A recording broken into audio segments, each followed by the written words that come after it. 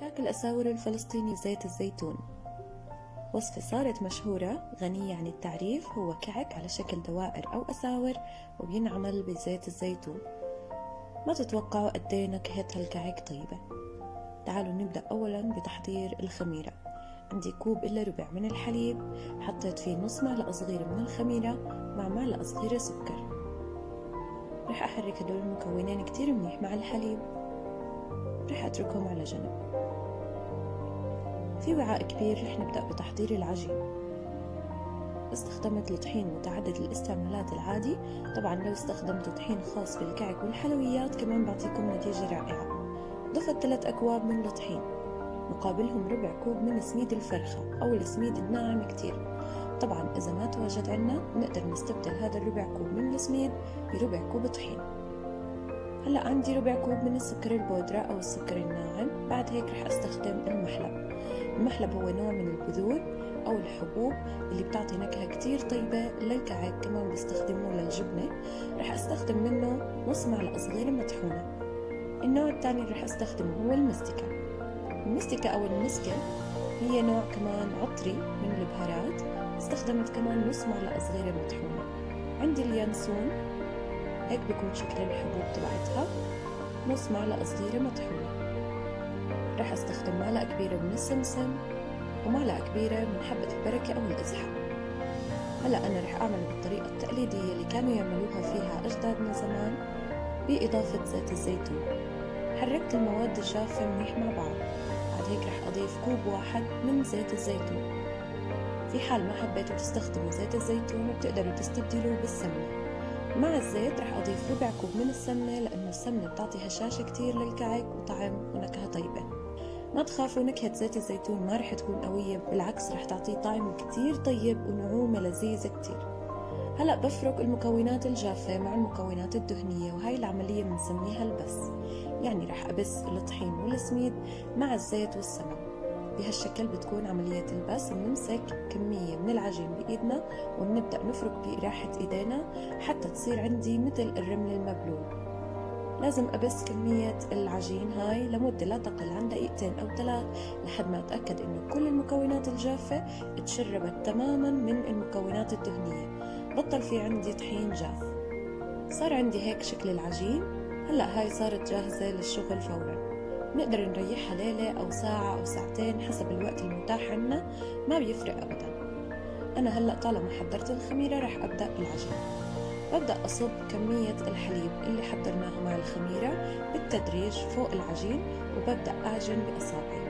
الخطوة المهمة جدا إنه نعجن بأطراف الأصابع بس، ما نقعد كتير نعجن بالعجين لأنها رح تتحول لخبز تصير معي صلبة بدل ما تكون هشة ومقرمشة. نستمر بإضافة الحليب مع العجين. في أنواع من الطحين ممكن تحتاج أكتر شوي، وفي أنواع ممكن تحتاج أقل شوي من المقدار اللي حضرناه. بالنهاية لازم أحصل على عجينة طرية ممكن أشكلها بإيدي بسهولة بدون ما تشقق معي.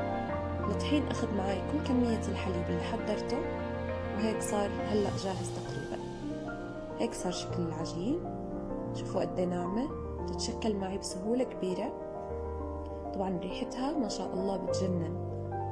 لو أخذت قطعة صغيرة بإيدي وفردتها رح تنفرد معي بسهولة، ولو ضغطتها بأصابعي رح تاخد شكل أصابعي فورا. هيك العجين رح تكون ناجحة تماما. هلأ أنا رح أخذها أحطها على جنب بس لمدة ما نحضر الحشوة، ما بدي أتركها تخمر أكتر من هيك. رح أستخدم التمر العجوة أو المعجون جاهز. اختاروا نوع من التمر بلون يكون بني، لو ضغطناه بإيدنا يكون طري مش صلب. رح أضيف له ربع معلقة صغيرة من اليانسون المطحون وربع معلقة صغيرة من القرفة. استخدمت 300 جرام أو كوب واحد من العجوة. ضفت له معلقة صغيرة سمنة عشان يسهل علي تشكيله وعجنه. وهلأ رح أبدأ أعجنه بإيدي. طبعا لو العجوة أو التمر هذا مش متوفر نقدر نستخدم التمر العادي، ننزع منه النوى ونطحنه بالفود بروسيسور وبصير عنا بنفس الطريقة. هلأ رح أبدأ أشكل بالعجوة أو التمر لأصابع طويلة. شوفوا ما أنعمها صارت، لازم تكون معكم مثل هيك. ببدأ أفرد العجوة بهالشكل على الطاولة، بعدين رح أقطعها لقطع عشان يسهل علي فردها. دهنت طاولة المطبخ شوي صغيرة من السمنة، وهلأ رح أبدأ أفرد حتى أحصل على شكل أصابع. رح أقطع هلأ حبات العجوة أو التمر لأصابع طويلة تقريبا بطول الأصبع الشاهد. بعد ما انتهيت من تحضير كمية العجوة هلأ رح نبدأ الشغل بالعجين. برجع للعجين تكون هون ارتاحت شوي، وهون رح أبدأ أفردها فورا. يا أما بتقطعوها لكرات، يا أما بتفردوها وبتبدأوا تاخدوا منها فورا، أو بتفردوها على الطاولة بشكل مستطيل وبتحطوا العجوة وبتبدأوا تلفوا فيها وتقطعوها حسب طول العجوة. بفضل أقطعها لكرات متساوية. هاي الحبة رح يكون حجمها منيح.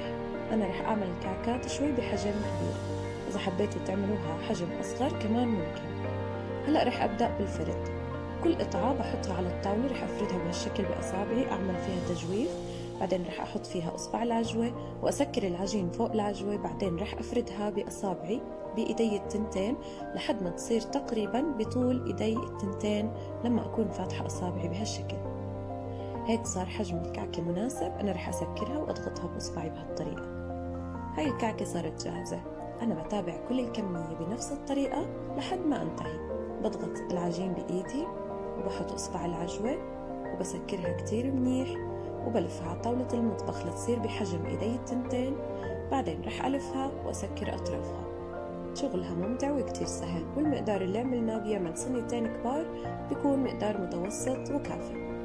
هيك بعد ما انتهيت من تشكيل كل الكمية، شوفوا ما أحلاهم وأرتب شكلهم. هلأ مباشرة على الفرن. الفرن لازم يكون حامي مسبقا من قبل ربع ساعة على درجة حرارة 200، وبيحتاج الكعك 10 دقايق بس، ما تخبزوه أكتر من هيك حتى ما ينشف أو يشقق منكم. بعد هيك رح أحمره تحميرة لطيفة وأقدمه مباشرة. لازم نتركه يبرد بالصينية قبل التقديم، وبعد ما يبرد بصير جاهز. وصحتين وألف هنا.